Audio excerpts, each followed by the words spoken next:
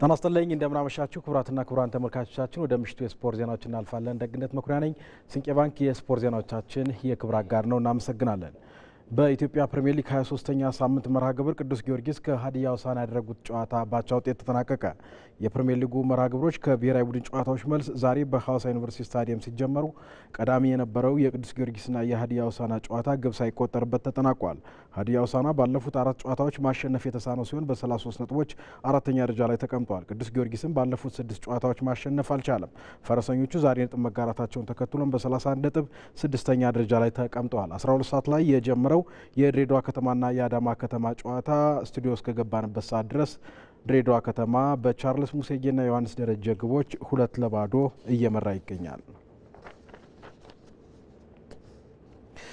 ጤናማና አምራች ዜጋን ለመፍጠር የማስ ስፖርት ሚና አይተኬ ሚና አለው። ከባለፉት ዓመታት ጀምሮ በልዩ ትኩረት እየተደረገ የሚገኘው የማስ ስፖርት እንቅስቃሴ ጤናን ከመጠበቅ ባሻገርም የሕዝቡን ትስስር በማጠናከር ረገድ አበርክቶው የጎላ ነው ተብሏል። ነጻነት ጫን ያለው ተጨማሪ ያለው ስፖርት ለአንድ ሀገር ሁለንተናዊ እድገት ጤናማና ብቁ ማህበረሰብን ከመፍጠር አኳያ ያለው ሚና የጎላ ነው። መንግስት ባለፉት ዓመታት ትኩረት ሰጥቶ ከሰራባቸው ጉዳዮች መካከል የማስ ስፖርት እንቅስቃሴ ትልቁን ድርሻ ይወስዳል። ማህበረሰቡም በስፖርቱ ተሳትፎ በብዙ መንገድ ተጠቃሚ መሆን ችሏል። ማስ ስፖርት ላይ መገናኘቱ አንድነትን ያጠነክራል፣ አጋዥ ይሆናል። አንድነትን የሚያሳይ ስለሆነ በተለይ እንደ ክፍለ ከተማም እንደ ወረዳ ይሄ ነገር ተጠናክሮ መቀጠል አለበት። አሁን ያለው ጥሩ ነው፣ በይበልጥ ግን ተጠናክሮ እንዲቀጥል መልእክቴን ማስተላለፍ ፈልጋለሁ። ሐዋሳ ሄደን ማስፖርት ሰርተናል። ወደ ኦሮሚያ ክልል ሄደን ሰርተናል። ጅጅጋ ሄደን ሰርተናል። አማራ ክልል ደብረ ብርሃን ሄደን ሰርተናል። ክልሎች ከኛ ተሞክሮ እንዲወስዱ አድርገናል። ክልሎችም ይህን ባህል አድርገው እንዲቀጥሉ ጤነኛ ትውልድ ሲባል በምንም አይነት በገንዘብ ማናገኘው የምንችለውን በእጃችን ሰርተን ጤነኛ ትውልድ ገንብተን አሻራችን ማሳረፍ አለብን። በአገር አቀፍ ደረጃ ጤናማ ንቁና አምራች ዜጋ ለመፍጠር የማስ ስፖርት ፖሊሲን በመቅረጽ ላለፉት ዓመታት ሰፊ ስራዎች የተሰሩ ሲሆን በተያያዘው ወርም ስፖርታዊ እንቅስቃሴው በተለየ ሁኔታ እየተከናወነ ይገኛል። አሁን ብትመለከት ትምህርት ቤቶች ላይ ባህል እየሆነ ነው። ስፖርት ከትምህርት ቤት ወጥቶ ነበር። በየአካባቢው እንደምታያቸው እነዚህ የኮሪደር ልማቶቹ ጋር ሰው ሞንታርቦ እያስቀመጠ ባለሙያ እየቀጠረ እየሰራ ነው፣ እየተረዳ ነው ማለት ነው። ጤናዬ በእጄ ነው ያለው የሚለውን አስተሳሰብ አምጥቷል ማለት። የማስ ስፖርት እንቅስቃሴው የአመለካከት ለውጥ መፍጠር ዋነኛው ተግባሩ ነው። በ1990 እና 91 የወጣው ፖሊሲያችን ተሳትፎን ዋናው የፖሊሲው ቁጥር 1 ነው ይለዋል። ዜጎች በሚኖሩበት በሚማሩበትና በሚሰሩበት አካባቢ ላይ በስፖርታዊ እንቅስቃሴ የመሳተፍ መብት አላቸው ብሎ ነው የሚያስቀምጠው። ግን እኛ ከትምህርት ቤት ማዘውተሪያ እንዲጠፋ ሲሰራ ነበር። የማዘውተሪያ ቦታዎች ኮንዶሚኒየም ሲሰራባቸው ነበር። ስለዚህ ይሄ ሲቀየር ምን አለን? አመለካከት መቀየር አለበት ብለን ተነሳን። አመለካከት እንዲቀየር ምን ማድረግ አለብን? በንቅናቄ የማስ ስፖርት ስራዎች መሰራት አለባቸው። ለዛ ነው የማስ ስፖርት ንቅናቄ ተብሎ የተጀመረው ማለት ነው። የአዲስ አበባ ከተማ አስተዳደርም በዘርፉ በርካታ ስራዎችን እየሰራ መሆኑ ተነግሯል።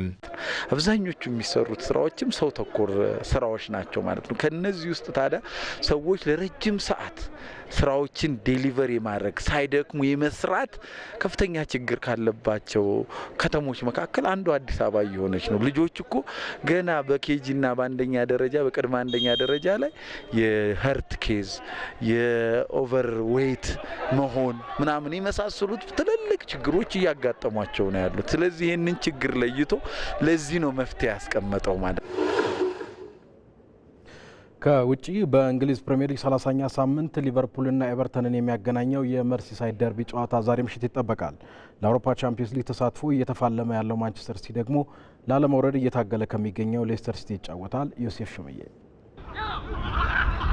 አስደናቂ የውድድር ዓመትን እያሳለፈ ለሚገኘው ሊቨርፑል ያለፉት ሳምንታት ከባድ ነበሩ። በአውሮፓ ቻምፒዮንስ ሊግ ጥሎ ማለፍ በፓሪስ ሰን ጀርማ ከውድድር ውጭ ሲደረግ፣ በካራቦ ዋንጫ የፍጻሜ ጨዋታ ደግሞ ዋንጫውን ለኒውካስትል ዩናይትድ አሳልፎ ሰጥቷል። አርኔ ስሎትና ስብስባቸው ከዚህ ድባቴ ለመውጣት የዓለም አቀፍ ጨዋታዎች ረፍቱ መልካም አጋጣሚ እንደሆነላቸውም ይገመታል። ከ2 ሳምንታት ረፍት በኋላ ወደ ሊጉ ጨዋታ ሲመለሱ ታዲያ በመርሲሳይድ ደርቢ ኤቨርተንን ነው የሚገጥሙት። ይህንን ጨዋታ ማሸነፍም የቡድኑ ስነ ልቦና ወደ ነበረበት ለመመለስ ከፍተኛ ድርሻ ይኖረዋል። ከአርሰናል ጋር ያለውን የነጥብ ልዩነትም በድጋሚ ወደ 12 ከፍ አድርጎ መሪነቱን እንዲያስቀጥልም ያግዘዋል። 100ኛ የመርሲሳይድ ደርቢ ድል ሆኖም ይመዘግብላቸዋል። ኤቨርተን በአንጻሩ ከ4 ተከታታይ ያቻ ውጤቶች በኋላ 3 ነጥብ ለማግኘት የሚያደርገው ፍልሚያ ነው። አሰልጣኝ ዴቪድ ሞይስ ግን ከሊቨርፑል ጋር ጥሩ ታሪክ የላቸውም። አሰልጣኙ ቀዮቹን በቀጠሙባቸው 19 ጨዋታዎች አንድም ጨዋታ ማሸነፍ አልቻሉም።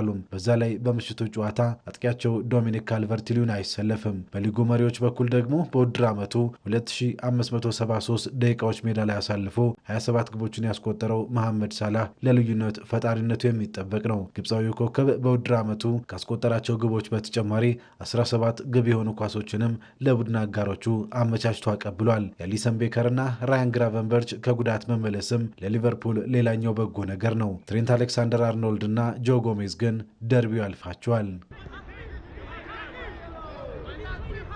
በኢትሃድ ደግሞ ማንቸስተር ሲቲ እና ሌስተር ሲቲ ይገናኛሉ። ሁለቱም ለተለያየ ዓላማ 3 ነጥቡን አጥብቀው ይፈልጉታል። ፔፕ ጋርዲዮላ ውሃ ሰማያዎቹን ከተረከቡ ጊዜ ጀምሮ አስከፊው የውድድር ዓመታቸው ነው ይሄ። ሊጉ ሊጠናቀቅ 9 ጨዋታዎች ብቻ እየቀሩ ውሃ ሰማያዎቹ ከመርጥ 4 ውጭ ናቸው። ነገር ግን 4ኛ ደረጃን ከያዘው ቼልሲ ጋር ያላቸው የነጥብ ልዩነት 1 ብቻ እንደመሆኑ በቀሪ ጨዋታዎች ነገሮችን መቀየር የሚችሉበት እድል አላቸው። የ2016 የሊጉ ሻምፒዮን ሌስተር ሲቲ ደግሞ በመጣበት ዓመት ወደ ሻምፒዮንሺፑ የመመለስ ስጋት ተጋርጦበታል። በ17 ነጥቦች 19ኛ ደረጃ ላይ የተቀመጡት ቀበሮቹ በሊጉ ለመክረም እያንዳንዷን ጨዋታ አሸንፈው የበላዮቻቸውን ነጥብ መጣል ይጠብቃሉ።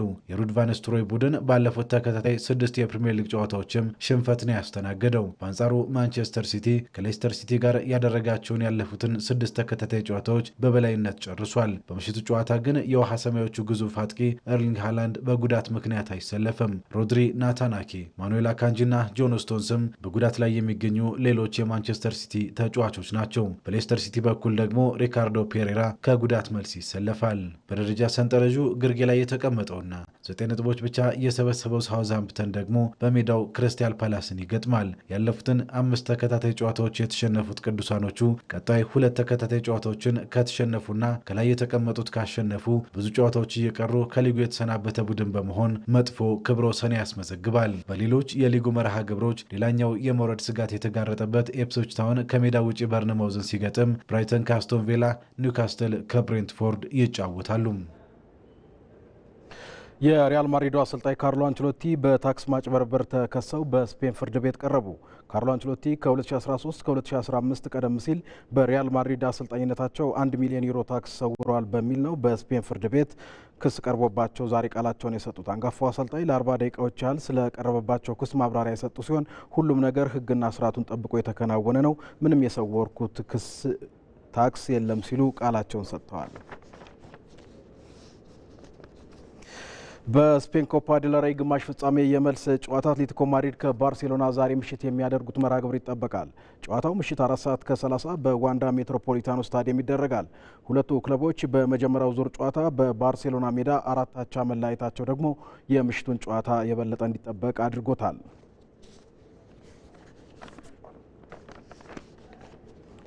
በጣሊያን ዋንጫ ግማሽ ፍጻሜም የመጀመሪያ ዙር ጨዋታ በሚላን ደርቢ ኢንተር ሚላን ከኤሲ ሚላን የሚያደርጉት መርሃ ግብር ዛሬ ምሽት ይጠበቃል። ጨዋታው ምሽት 4 ሰዓት ላይ ነው የሚደረገው። ሁለቱ ክለቦች በጣሊያን ሴሪያ የ20 ነጥብ ልዩነት ያላቸው ሲሆን ባሳለፍነው ሳምንትም ኢንተር ሚላን ኡዱኒዜን 2-1 ሲረታ፣ ኤሲ ሚላን ደግሞ በናፖሊ በተቃራኒው 2-1 መሸነፉ ይታወሳል። ኢንተር ሚላን ሴሪያውን በ3 ነጥብ ልዩነት ሲመራው፣ ኤሲ ሚላን 9ኛ ደረጃ ላይ ነው የተቀመጠው። ሁለቱ የሚላን ከተማ ተቀናቃኝ ክለቦች በውድድር ዓመቱ ለ4ኛ ጊዜ ነው ዛሬ ምሽት የሚገናኙት። በጀርመን ዋንጫ ግማሽ ፍጻሜ ጨዋታም ዛሬ ምሽት አንድ መርሃ ግብር ይከናወናል። ስቱትጋርት ከአርቢ ላይፕሲግ ጨዋታቸውን ያደርጋሉ። የመልስ ጨዋታ የሌለው መርሃ ግብር ምሽት 3:45 በስቱትጋርት ሜዳ ይደረጋል። በቡንደስሊጋው ባሳለፍነው ቅዳሜ በቦሩሲያ ሞንቸግላድባህ 1-0 መሸነፉን ተከትሎ አሰልጣኝ ማርኮ ሮዝን ያሰናበተው አርቢ ላይፕሲግ ወደ ድል ለመመለስ ይጫወታል። በእርግጥ ባለሜዳው ስቱትጋርትም በቡንደስሊጋው ለማሸነፍ እየተቸገረ ከተጋጣሚ አርቢ ላይፕሲግ በ5 ነጥቦች ዝቅ ብሎ 11ኛ ደረጃ ላይ ነው የተቀመጠው። ክቡራትና ክቡራን ተመልካቾቻችን ለኢቲቪ 57 የተዘጋጁት የምሽት የስፖርት ዜናዎቻችን ተጠናቀቁ። ደግነት መኩሪያ ነበርኩ። በሰላም ደሩ።